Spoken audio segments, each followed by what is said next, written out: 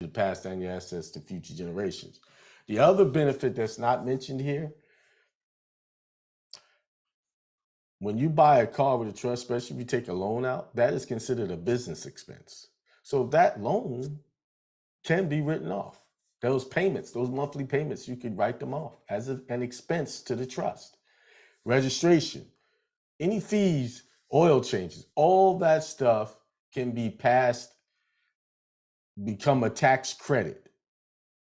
Now, if you have it in your name and you're using it what they call personal use, they're not going to give you that tax break on some of the stuff that you do unless you're using that specific car for work-related stuff. And then you have to separate separate from what's personal and what's not. But when it's already titled to a trust, it's a business expense. When you open up a bank account for a trust, it's a business account. So that's the major benefit to having your car in a trust. All right. So those are the benefits. So you got to create your trust before you can buy a car, put it in, title it into a trust. You got to create a trust. Creating a trust is a process of establishing a legal arrangement which trustees hold and manage assets such as property or financial assets on behalf of one or more beneficiaries. The process of creating a trust involves several steps, including one, determine the purpose of the trust. For the purpose of this webinar, you create a trust for a car. Now, this is what I do. I have several trusts. I have a trust specifically for cars, and I have a trust specifically for property such as a house or other valuable assets. I will not put a car in the same trust as a house. Why? I'm driving around in this car all day. I hit somebody. I'm at fault. And if my insurance doesn't cover everything, and something really serious happens and that trust that insurance policy for the car doesn't cover everything, they can go after the other assets that belong to that trust. So if you have your home and your car in the same trust, they can come after that car just like any other individual. A trust is an individual, it's a person. So it can be sued just like anybody, anything. So be mindful when you put in a car in the trust that you don't put it put anything in that trust that you don't want to lose. Okay? That's just the way I do it. So when I bought the car, I'm going to show you that how I did it. There's nothing else in that trust but that car. That's it. So there you have it. All right. Choose your trustee. The next step is to choose a trustee who will be responsible for managing assets in the trust. This can be an individual or institution such as a bank or trust company. So they're saying an individual could be a trust or a institution. Basically what they're saying, an entity, any entity can be a trustee as well. So if you're in my premium membership, we show you how to have a trust, and then you create another trust that looks like you. So like my name is Hakeem Barber. I have an Hakeem Barber trust. But that Hakeem Barber trust is a trustee for my other trust. But it looks like me, but it ain't me. All right. So I control all of these entities through EINs and trust, but I don't own any of it. Okay. The living, breathing being doesn't own it. I just control it. All right. Are we following? Are you guys following me? Yes, sir, we are. All right. So the key to success is to control stuff. Limit your ownership. Why? Because ownership comes with problems for you. You can be sued and they can take it all away from you. But if it's in an entity name, they can't touch it. So somebody was about to say something. Who was that? Hello? Wasn't nobody? I thought I heard somebody trying to talk. All right. Oh, let me say this. If you have questions, hold them till I set it up for you to ask the questions. Be mindful. And those of you, keep your mics muted unless you're ready to speak or you're asked to speak. Just being respectful for everybody here. So far, everybody's doing good. I just have to mention that. All right. Draft the trust agreement. Once you have determined the purpose of the trust and chosen a trustee, the next step is to draft the trust agreement. This is a legal document that outlines the terms and conditions of the trust, including the names of the trustor, trustee, and beneficiaries, the assets included in the trust, and the duties and responsibility of the trustee. So let's go back to what I said. I chose a trustee. What I chose was an entity, a trust, another trust that I created to control my other trust. All right. So some people, oh, you can't be the trustee and the beneficiary. You can't be this and that. It depends on how you set it up. If the trustee is an entity, yes, you can be the beneficiary. Yes. Fund the trust. The next step is to fund the trust by transferring ownership of the assets you want to include in the trust to the trustee. Isn't very important. A lot of people are setting up trust, but they are not funding the trust. A trust is not a trust until it gets funded, until it has an asset to control or to hold. Okay? If you got a trust, hey, I got a trust. Many people, I got me a trust. Okay, what does that trust own? Oh, I don't know. I ain't got no ownership. It doesn't mean that trust don't own anything. It's not a trust. It's just a piece of paper that says some stuff on it. Okay. So fund it with anything. Fund it with $20, $10, whatever. Now you have an official trust. If you ain't ready to put a car in it or anything else, fund it with $1, a cell phone, whatever. Put something in it. And what you do is you create a Schedule A for assets, and then you list in detail what that asset is. So those of you who have trust and you have not done that, you got some homework to do. Go fund that trust. And now you got an official trust. Maintain the trust. Finally, it's important to maintain the trust and keep it in good standing. This involves following the terms and conditions outlined in the trust agreement and making any necessary updates or changes to the trust as needed. Creating a trust can be a complex process, and it's important to consult financial advisor or attorney to ensure that the trust is established correctly and meets your specific needs and goals. But I'm gonna tell you right now, you really don't need an attorney to do this. You can do it all yourself with research. They got places you can go online and you can create a trust without hiring an attorney. Attorneys, because they have so much education, they can complicate things, and they really not gonna give you the dedication and care that you really need. You know what you need. Just do your research. And plus, I'm gonna give y'all a sample trust as part of this, being part of the webinar anyway. So you're gonna get a sample trust, you're gonna get a trust certification sample. And what else I was gonna give you? Oh, I have a irrevocable trust webinar. I'm gonna give you guys that. I didn't say that before, but y'all gonna have that because y'all need to have a full understanding of trust. Most people on here already have a trust, I think. There might be a few of you who do not.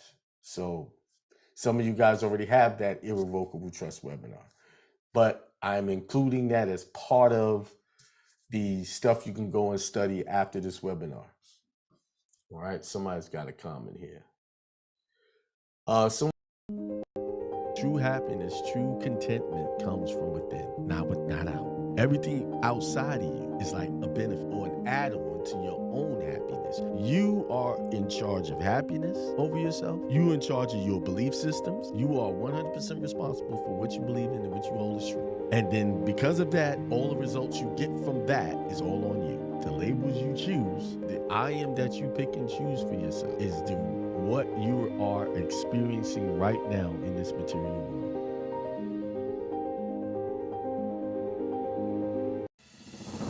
See, anything you have fear of, you are making it your God. Because God didn't give you the spirit of fear. That's clearly said in the Bible. He didn't give it. You give yourself that by choosing false gods. See, false god is not just a golden calf that you worship. A false god is when you get into a situation and you think that situation is bigger than God. That becomes your God in that moment because you think this situation is more powerful than the God that gave you life.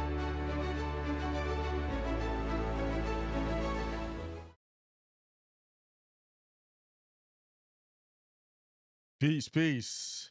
All right, I'm just doing my microphone check. Because you know how sometimes it doesn't work right. So I got to make sure it's working right. If you guys can hear me, just send me a shout, text, or whatever means you have to contact me.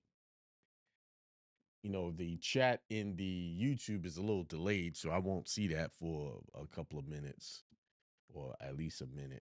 But those who are like got my number that can text me, just let me know. Because I don't want to get into this and y'all miss what I got to say on this December the 29th, a couple of days before we enter January 2025, January 1. Everybody said it sounds great. Thank you, DJ JOJ. Thank you. We got a couple of days left. The New Year's ritual is on the 31st. I put it for like 11:15 p.m. to midnight. If you don't know about that, I sent the email out. I'll send another one out today with the details. It's on Zoom. I do this every year. This is where you write down your expectations, the things you are going to make happen coming into this new year. And I'm aware that this is a corporate new year. This is not the actual divine new year. Your divine new year is spring, the first day of spring, somewhere in that around that time. And I'm going to do another one. Then I'm planning for it now that we will do another one because you have to do it when life is coming back. If you really want these things to manifest, although they have been manifesting when I do it on the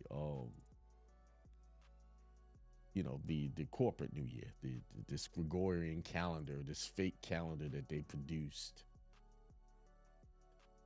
And I just want y'all to know that the dates that we're living by is not divine dates. They're all man's dates. It's a man's number. All of them. If you really dig deep into the timelines, you'll realize we are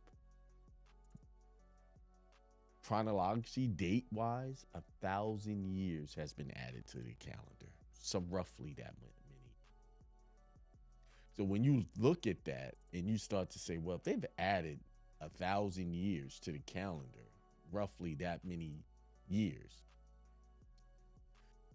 First question is, why would they do that? Second question is, what are they hiding? Why that they have to hide the dates in order to give you this fake dates of where you are in what they define as time. And let me also, there's a god called Kronos, which is the god of time, right? Who controls time. That's in companies they have, like when I worked for Time Warner, the system that kept track of time was called Kronos. Yeah, so these companies, these big companies, these big corporations, they all understand the spiritual, material aspects of your existence. The very high ups, the ones who created these companies, these names and the symbols they use, they know what's going on. You don't know. You think you know because you went to, education, public school, and they gave you their version of what truth is.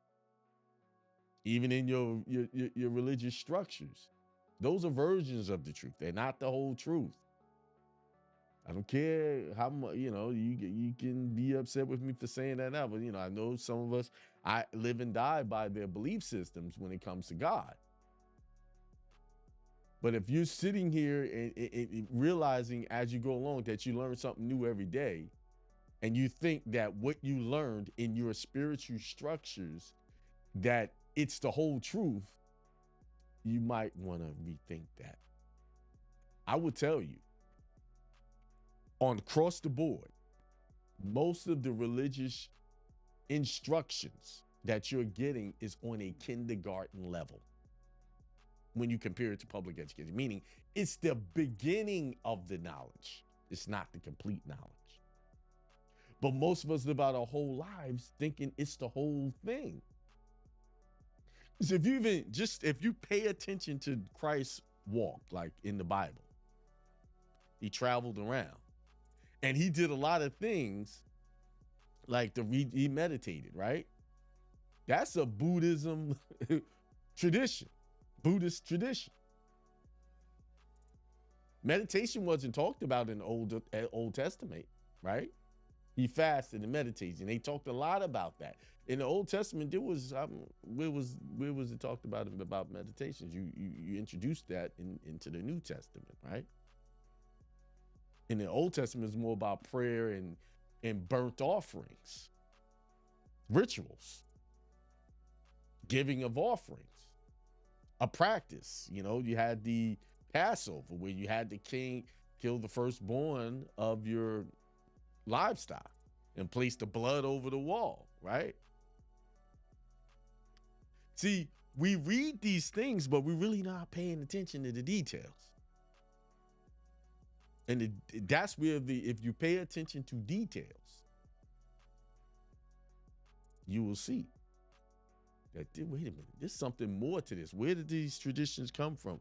Why was a burnt offering important? Why was sacrificing an animal important? To exonerate you of your sins. And here's the other question. What did they do with the food? You cooking firstborn and it's the best of your livestock. And you're cooking this thing, you're burning. That's what a burnt off is. It's actually cooking. It's not a throwing gasoline and just burn it up. No, it's actual a process. It's a cleaning process. It's a whole herbs and all of this. And only certain priests can eat of those burnt offerings. Why was God so fixated with giving a life for a life back then? When you just study, but then you go to other schools of thought, and you start to see these same patterns of behaviors or traditions. So I got on this tangent, but I was talking about time and how the new year that you believe you're in the year 2024, and based on this reality that was recreated for you. And this is why we are lost, because we're not in the rhythm of how God created, the divine rhythm of how God created this system, how things are supposed to work. We are in a polar opposite rhythm. And this is why we fall short, because we don't know what is the rhythm. Why would they mess with the calendar?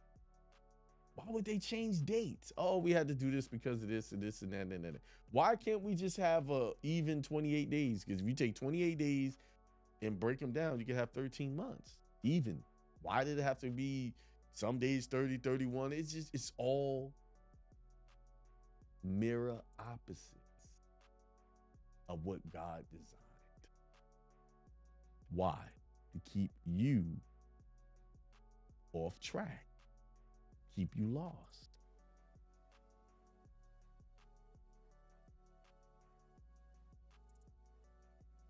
Because there is a rhythm to things.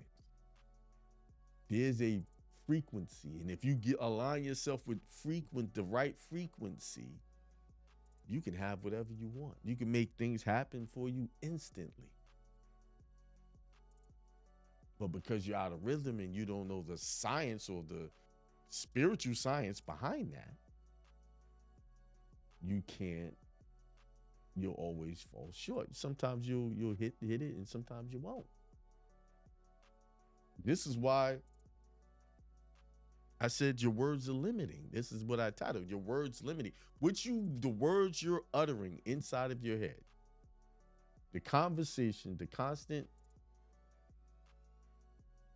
babbling that goes on inside of your head is what is giving you all of your limitations. Well, Akeem, I have high expectations. Yes, you still have high expectations, but that's still a limitation. So you might say I want to be a millionaire. I might say I want to be a billionaire. So your limit is millionaire. My limit is billionaire. You see what I'm saying? There's still a limit. But the God who created all things is limitless. There are no limits. So one day I could want to be a billionaire, tomorrow a trillionaire. There's no limits. Your words, this is why I said your words are limiting you.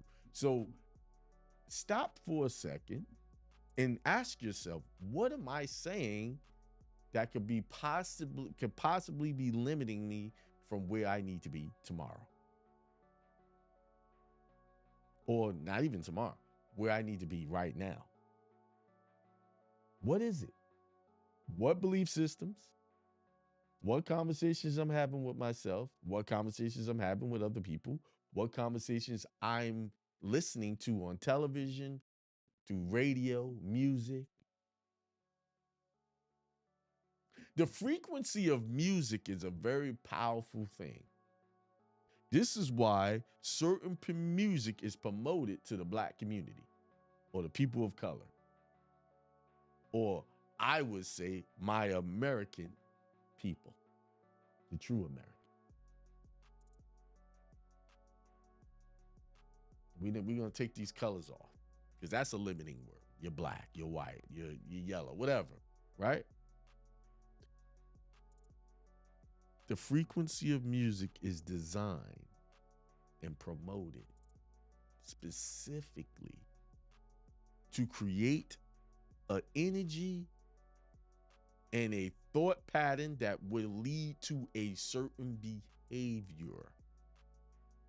Because if you notice, in our rap music or R&B music, it's always death and destruction.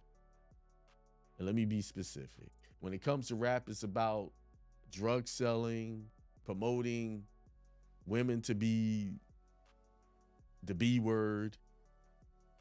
Oh, they promote stripperism.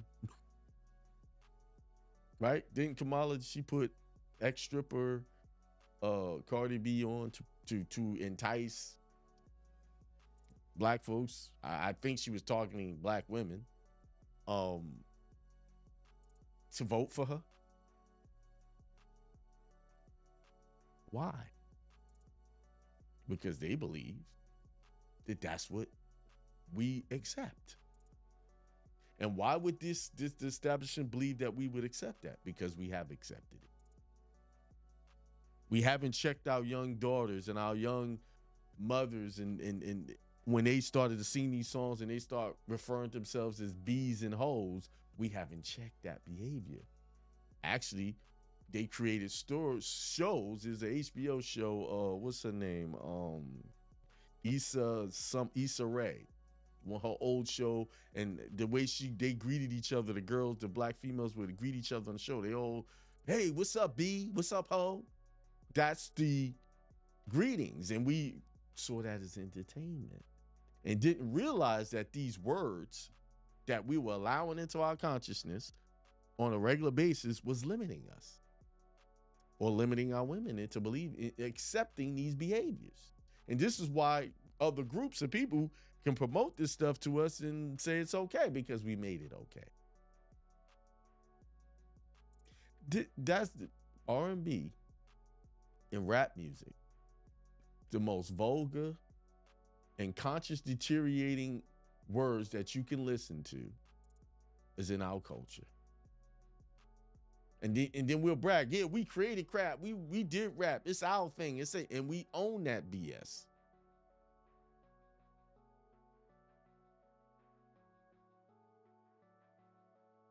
But you listen to other music that's not geared towards specifically, it's really what they call mainstream, going towards the mainstream audience. They're not talking about things like that. They're not calling their women bees and hoes in their words.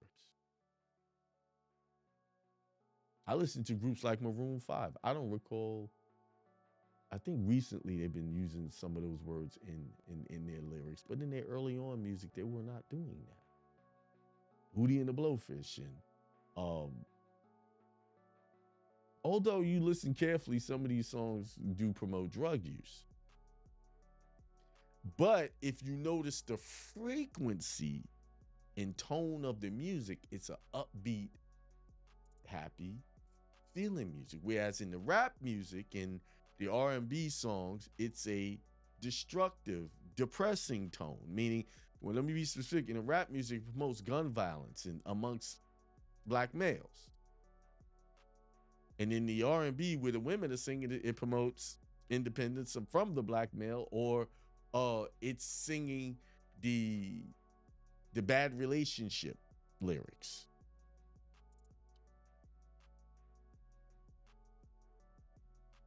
Not too many songs today are singing about or promoting good relationships.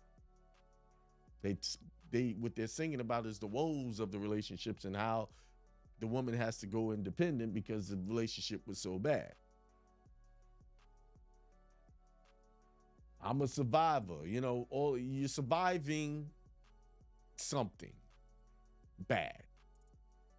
And here's the thing.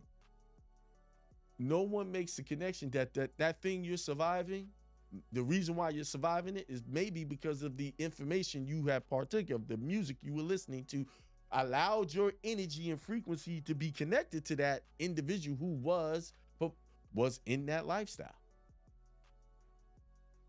It's all connected. The situations we find ourselves in, whether good or bad, is all connected to what we allowed ourselves to contract with consciously. Period. There is no escaping that. There's no excusing it away. Oh, I didn't mean to get in a relationship with that bad guy. I didn't mean to get in a relationship with that bad woman. Yeah. You may not did it like really consciously. You were expecting something good out of it. But if you really examined your thoughts and actions prior to that, there was something in your energy that connected you to that individual. So there is responsibility that must be taken on your part. You chose that person. You chose. It's amazing to see how, young, people are having children with each other, and then all of a sudden these people they fall out, and then that person becomes a bad person, but you have children with that person, but you think that person is a bad person, this and this thing. You have all this negative stuff to say about your child's mother or father. It's the person you slept with and had a child with. Those words that you're uttering in your mind, that energy you're presenting to that person is being filtered right into the child. And that child is going to pick up on that and going to continue in that legacy. So one thing communities, especially the poorer communities, I don't care what color they are, we do a good job of promoting more poverty mindsets. And I'm not just talking about money. I'm talking about poverty mindsets where we are impoverished when it comes to having good relationships. We're impoverished just having a decent relationship with our families. We're impoverished with having a good business relations with our surroundings, being in a good energy vibration equilibrium with things around us. We are in the poorer community. I don't want to use poorer communities are always in sync with everything that can make their life a tragedy. Those are frequencies. Those are limiting beliefs that's creating that.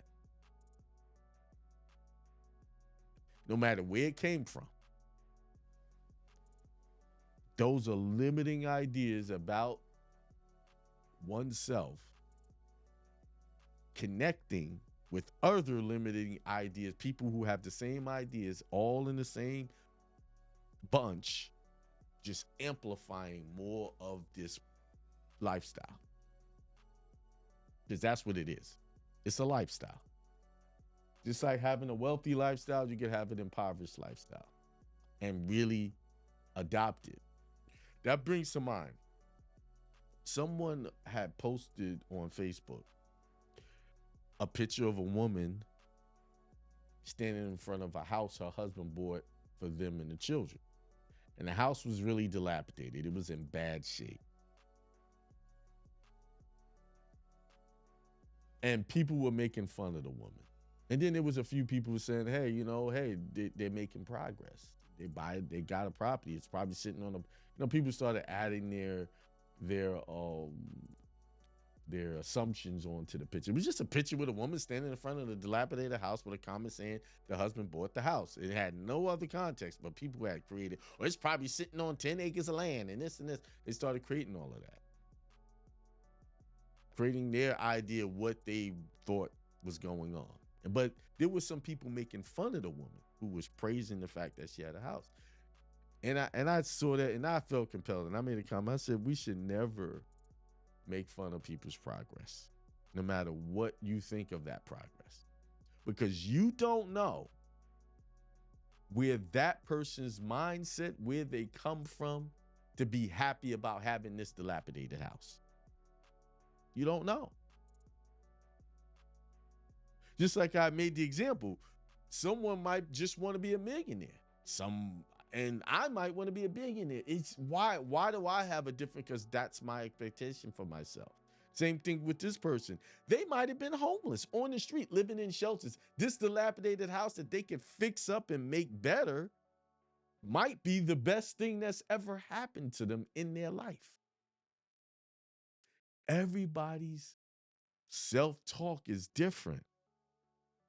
This is why we have to be careful when we reach certain levels in our consciousness, not to look back down on the people who are not where we think where we are. Because where I am was work in the journey.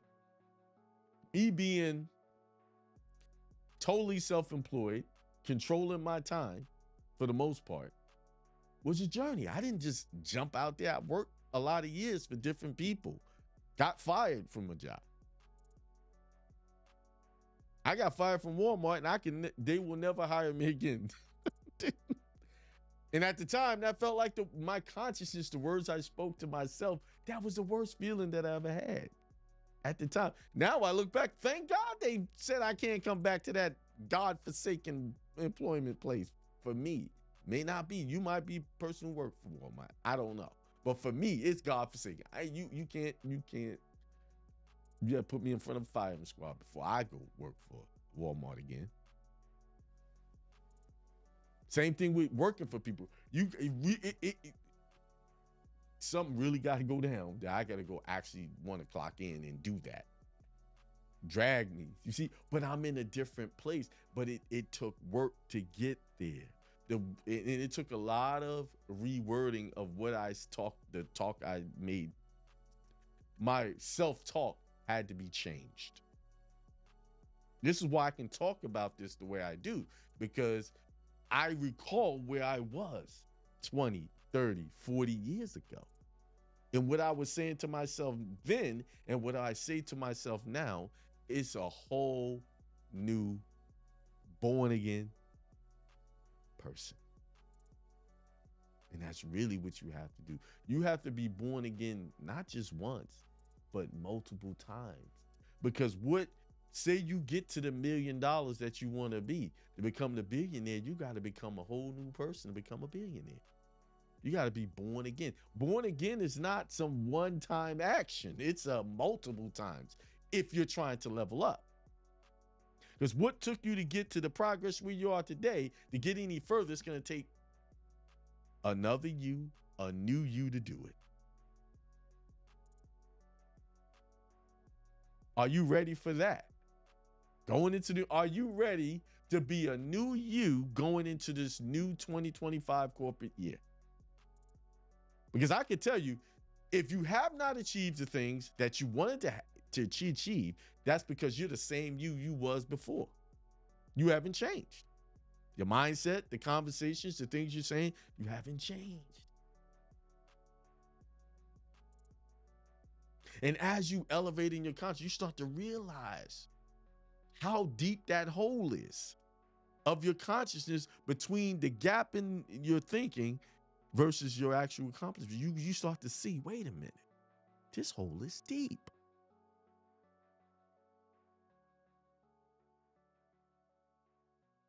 But it can be filled up. You could cover it. You can move on.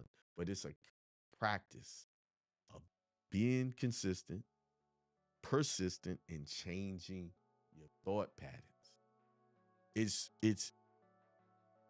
one of those things that that's where people fall short, because they think they can get something different and do the same things that they did before. They think they can get something different and hang out with the same people. They think they can get something different and still have those 2-3 hour conversations with that person y'all ain't talking about nothing. They can still hang out with the same people and friends and stuff like that. You can't. To become a millionaire, go from millionaire to billionaire, you got to stop hanging out with the millionaires and go hang out with the billionaires. You're going to lose those millionaire friends and gain billionaire friends. It's okay. It's not that you hate them, that they're not good people. It's just that you're moving in a different direction. You're going somewhere else, and they okay with being millionaires. You're not. You want to be a billionaire. Hakeem, why are you talking about these high numbers? Millionaire, why are you using these big ass numbers, man? I'm barely making $50,000 a year. See, those are conversations people have with themselves. They limit themselves. Yeah, I know you making $50,000 a year, maybe 60, maybe 100, maybe you make $100,000. I know that. I'm using big numbers because they don't mean anything in the grand scheme of things. They don't mean it's what you say to yourself is what means something. That's why the big numbers are there. That's why I put numbers out there to some of y'all that's so outrageous based on what your bank account looked like. That number seems so outrageous for you to achieve. But to me, I don't think it's outrageous. I think it's 100% possible. I think once you set your mind on that millionaire status, billionaire status, you will achieve it. And the only thing that's holding you back is the thoughts in your mind. To put it another way, the only thing holding you back is whether you think achieving it is the equivalent of a storm that you can't get through. That is too much to handle. It's okay to fantasize. It's okay to believe and know that you can be a millionaire. It's okay to believe that you can be a billionaire. It's okay. What's wrong with that? Who made the rules? I know God didn't put a limit on you, but man will. Your family will. Your friends will. They'll say things like, you sure about that? I even catch myself doing it sometimes. Because we're so indoctrinated into our limiting beliefs that we will promote them to others. We will burden other people with our own limiting beliefs about ourselves and try to get them to be limited in their thinking too. Not that we want to hurt or, discourage people. Now, there are people that are just straight haters. But sometimes we could be a hater and don't even know we hate on somebody's dreams. We don't even know it. Like my parents do it to us all the time. Nah, once you go, no, you better go get you a job. Don't forget about, because you don't know if that business is going to work out. Have no faith in your kids. No, you got to be responsible. You got to go get this. Go get this degree and be like everybody else that hate going to their job. Come on. They're not saying that directly, but that's what they're saying indirectly. And they're proud of it. Clapping. You got it. You accomplished something. What did he accomplish? You got it. You went to school for 4 whatever years. You got this degree. It's a piece of freaking paper. Oh, you got the potential to get this. These people, all these jobs want you. They want you. They want you. Come on, they want you. What do they want? What do they really want? And even if the job is paying you a lot of money, what do they really want from you? Your very essence, your very time, your very spirit. You're trading your divine spirit for a paycheck. Now, if that's what you want to do, that's fine. But all the young people I talk to that I come across, they really don't want to work. The only reason why they want to do it is because it's responsible. That's what they've been told. You hear them, I want to start something. I want to do it, but I don't know what I need to do. The reason why they don't know, because they spent 12, 15 years, 14 years in an indoctrination camp. Now they come out, oh, okay, what do I do next? I got this degree. These people I got to go fill out all these applications. They got to accept it. I got to go to these interviews. And then and you're thinking, parents talking about 401ks and retirement. You already talking about retirement before you even start the job. Make sure they got good benefits. See the words, the limiting words? Instead of a parent saying, see, the wealthy don't train their kids that way.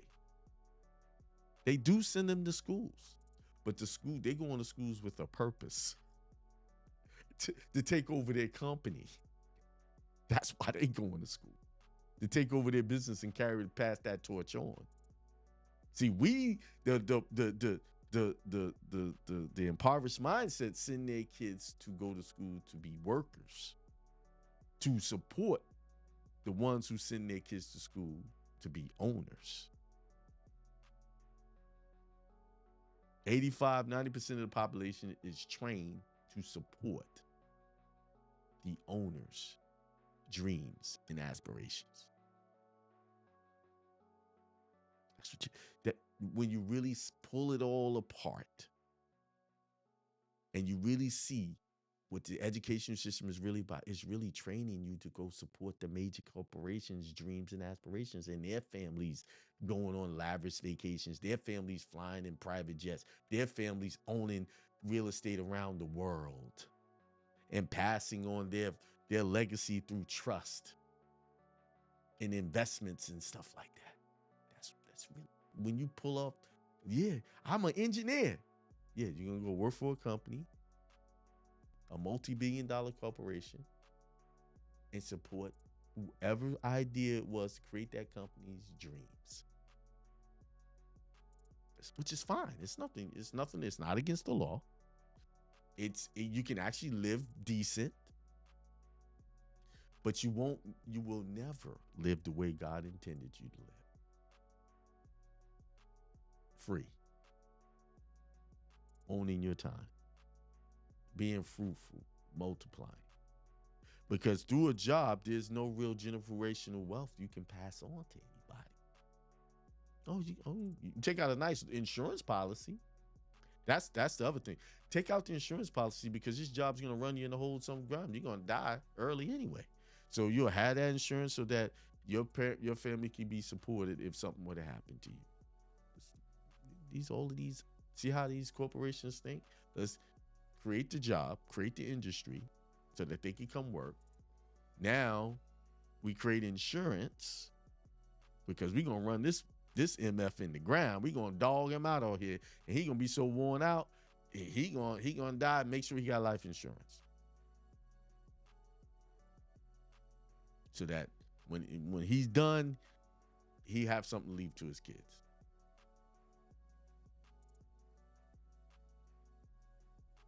It's all part of a bigger scheme. A bigger scheme. And the scheme is to keep you so blinded away from your true divinity, to keep the limiting words in your consciousness about, I need, this system to survive.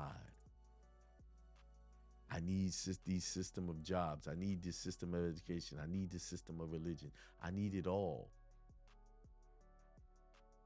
See, it's these words that limit you and block you from seeing what your true potential is.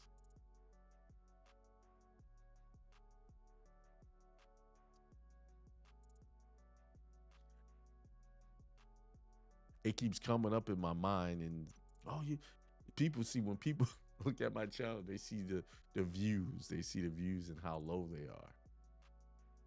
Yeah, this type of stuff is always gonna have a low view. Number one, it ain't promoting, ideas of violence and degradation, the stuff that harm you. It's actually teaching you to be free. But I know that people are listening because the amount of consultations I get, and I got more since I've reduced the price down to $50. But every week, I never, ever, ever, I've been talking about putting your property in trust or setting up churches and stuff for a long time. And I came across a video, just popped up on my feed, where this woman was talking about put everything in your church now. Create your own church.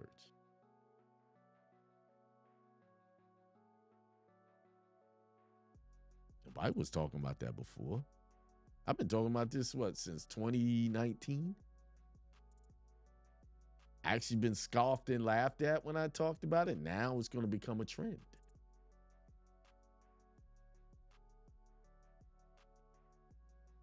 It's like there were people teaching y'all about the passport process for years. 20 plus years. And then when I really figured it out, they changed the application. The views on the algorithm is always going to be low, but it still gets to the ears that need to hear it. And that's all that's important to me. Because guess what? The God in me, the God I serve, supplies all my needs. Even when it don't look like things are going to get met, it get met. I'll tell you one day, because I'm working through some things right now, right? So it's the stories are not ripe to tell. When I tell you some of the things that's just happened to me over this last year, the miracles, what people would call miracles, it happens so often, it's a common thing now. And all it is a simple mindset. Don't worry, it's always taken care of. You'll have enough food to eat. You'll have a nice place to stay. And you'll have a transportation to get to where you need to be. It all is how you look at it and how you present it to yourself through your thinking. Right now, someone who's listening to me you might be feeling like you're going through a rough patch.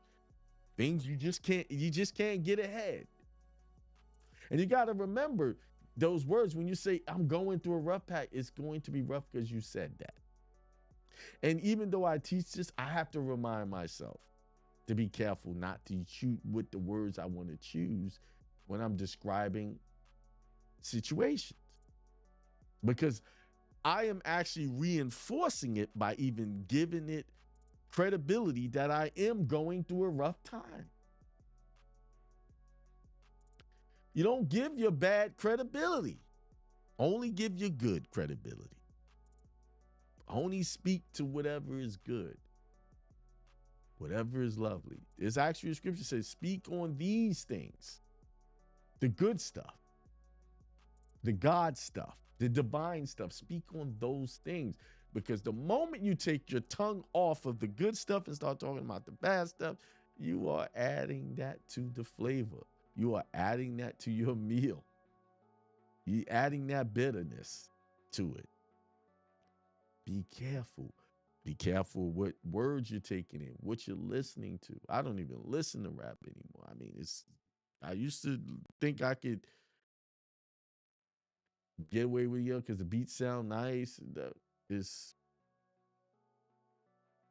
I'm so glad I started learning guitar, Because now I just pull up the classical songs and I play them on my guitar or listen to them. It just puts your mind in such a different frequency. You become so creative. I recommend if any of you been thinking about an instrument, if this is on your list for the new year, go ahead and do it. Go buy the instrument and start playing it. You're not going to be perfect at first. When I first started learning, didn't know what I was doing. Now I can pull out songs and play them. And what's beautiful about learning an instrument, the greatest thing, is that no matter I know, techniques of playing, but to learn a new song, just like any other artist, it's always a learning process, no matter what song, learning to play that song. Not just learning the song, just to play it with it. It really comes across and expresses the music properly, or the way you want to express the music. That's what's beautiful about music. There's so many ways to express the music. Yeah, I can pluck the keys all I want, but there's an expression to that expression. How soft or how hard I strum those strings. And the only reason why I can do that now is because I changed the words in my head. I used to say, it's going to be hard to learn these instruments and stuff like that. And that's what kept me away. I'm too old to start learning. You're never too old to learn anything. I don't care if you're 110. You are not too old. It's not too late. If you're still breathing and on this planet, that means you still got time to live out a purpose. And let me add, I was going to read Reverend Brack's book, but shoot, I'm not even going to do that because I don't think I need to. I had the chapter I wanted to read, but it's all coming, download.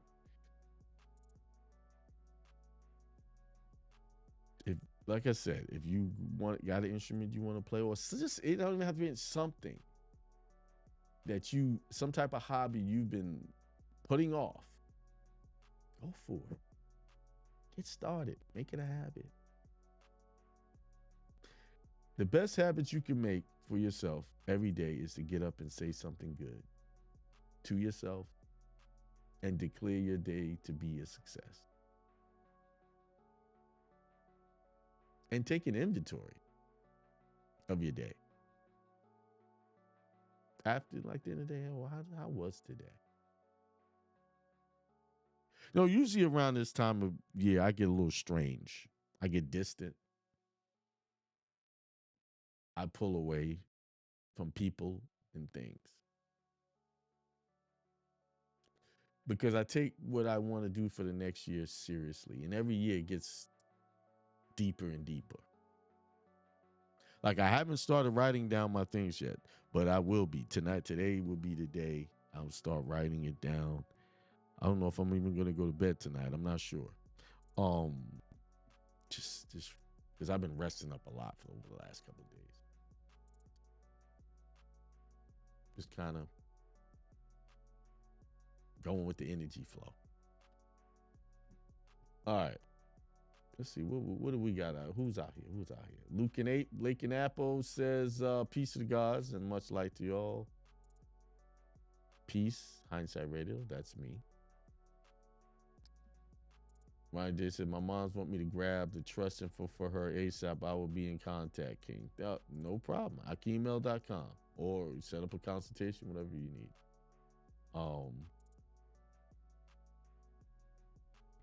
And La Vida says, happy day. DJ B Thunder says, morning, everyone. DJ B Thunder said, peace, love, prosperity, extreme wealth to everyone. And then say, I speak words into existence, I get called cocky. Yeah, let them call you cocky. Who cares what they call you?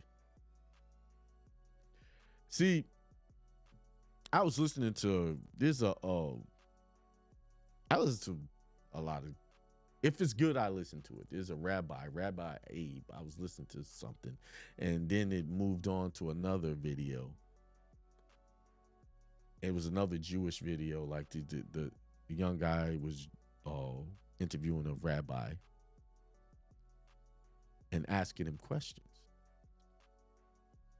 And one of the questions is like, why do people with no money basically have a problem with people with money? That was one of the questions. And he said something that was true, I believe to be true.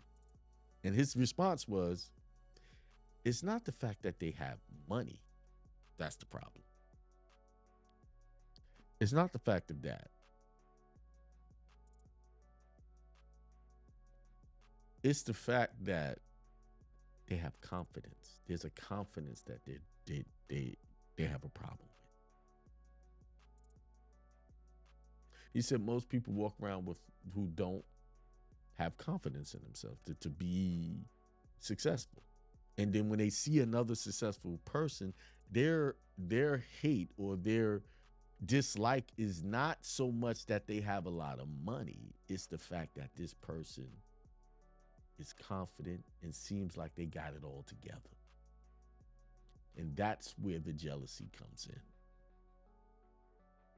So to your statement that people call you cocky when you talk about talking things into existence, that's it. See, you're taking control of your life by talking it into existence, and they're just letting things be existing in their life. They just things, they react to life. They're not proactive in their life. See, you're being proactive and they're being reactive. Whatever show up, that's how they deal with it. They don't even have a plan.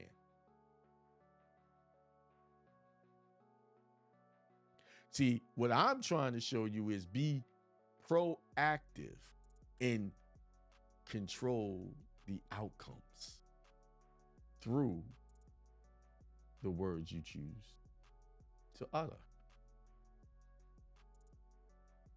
And be confident about it. And anybody that's not confident is not going to like you for it. And they don't even know why they don't like you. They really don't understand why they even feel the way they do. That's why you have to be very guarded with who you tell stuff to. I don't care who it is. You have to be guarded. Because if that person lacks some type of confidence in that area, they're going to try to subliminally push that hate your way.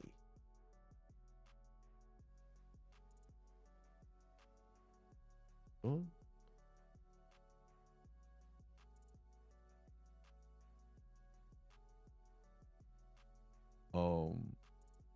There was a balance in rap, but they never promoted that. Yes. The what they call the conscious rap, they shut that down. Like we had, you remember they had that song talking about self-destruction and promoting peace and stuff. That, you know, it's, and any conscious rapper or a rapper promoting elevation of consciousness, they didn't get the airplay. And then we had some of our people who come along that will accept the paycheck and say anything for the paycheck. See, these entities, these groups, these people that want to promote those mindsets, they offer contracts for these people to do this. And because the people are so greedy for attention, they take the contracts. So who's destroying who? They're coming into these people, taking the money from these owners or these people who control this industry in order to promote to you a bad lifestyle. So the real responsibility lies in our own groups of people that'll prostitute themselves for a paycheck and say and do anything for a paycheck. Because they could, if they didn't have anybody to pay to do that, they will find some other way to make money. Right? This ain't lucrative. I gotta find some other way. And if we make a priority that we're not accepting that type of music pushed on our community, then we'll change it. But we don't. We allow it. I've seen people get mad with somebody cuss in a conversation, but they'll listen to cusses in the song. Right? I see people get mad at a guy like Dan Pena, right? He cusses all the time, right? He's a billionaire. Oh, I don't like how he's talking. But then they'll turn around and listen to rap music. And don't complain about that. Huh?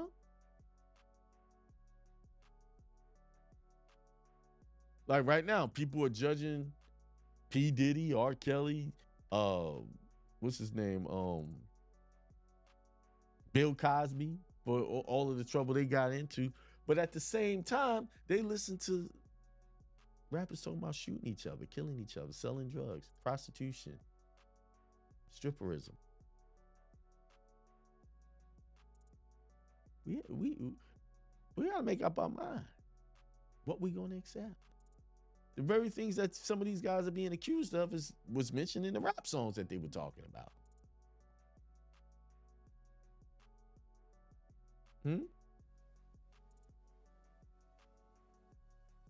So now we want to judge them now because the government has come down on them. The law enforcement government came down on them. But they've been singing about this stuff all the time. The parties, the good girls, the pitch, the half naked women in the videos.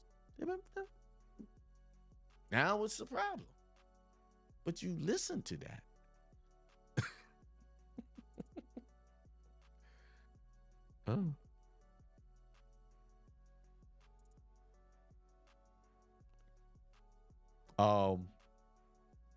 The black music industry wants us to live that crap, murder, kill, be this, in that. Yep.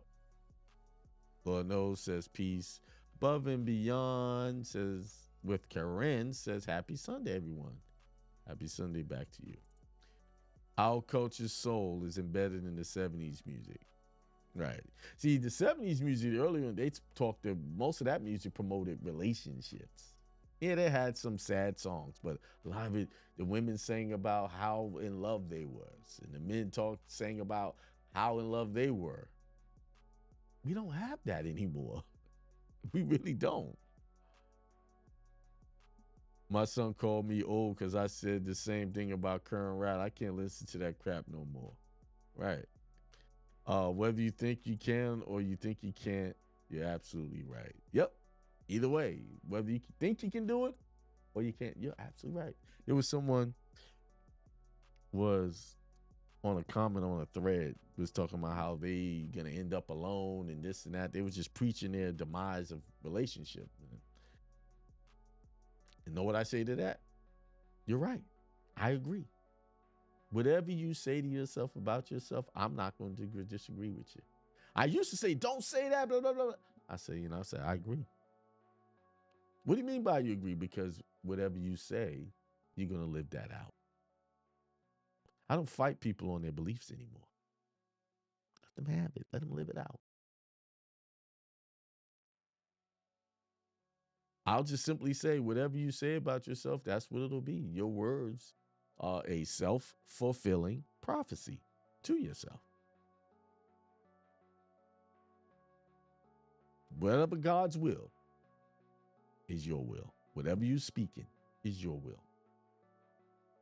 And once you take ownership of that and understand what I just said, that God's words, God's will is your will. I know the church, oh, God will this and that. You got to, accept this and that as your Lord and Savior. Yeah, I know. They say that. Whatever you say about yourself is the will of God. God is in support of you. Let you have, if you want to be broke, broken down, depressed, go and have it. But if you want to be something different, you want to see yourself as being able to manifest the good that you want in your life, you can have that too. It's your choice. It is your choice.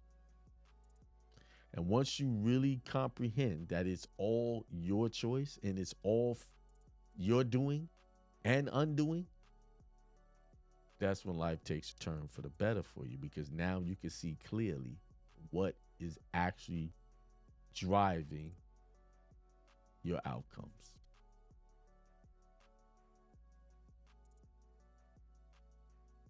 God is co-creating with you in whatever way you would want it to be. And with that being said, peace, prosperity, extreme wealth to everyone. You guys enjoy your December 29th. I will get that email out to you for the New Year's ritual.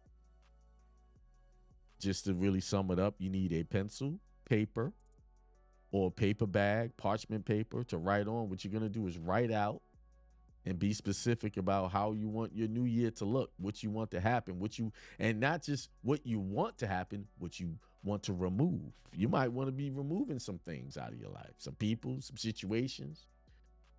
Write that down too. And start today. Start today. Wait till all of the interferences like family, children, quiet down, and before you lay your head on that pillow tonight, pull out something and start writing it down. So you be ready for December 31st to just burn it into the atmosphere. Get you something, get you a safe item to burn it in and a safe place to burn it. And we'll be doing that all in sync together. So be ready,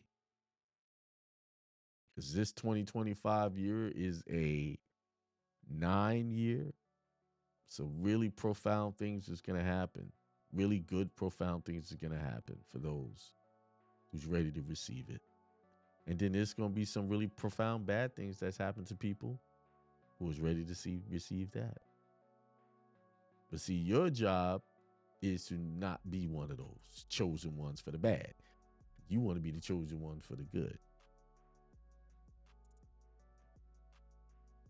All right.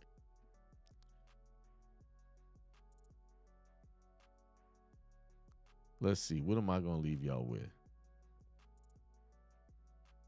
Peace. Whenever you think, I need that, it's always a struggle to go get the need. But with the wants, there's no struggle there. It's work, yes. Because what you'll do is you'll become singular in your mindset and you'll get rid of a lot of stuff just to get that one. Trust me.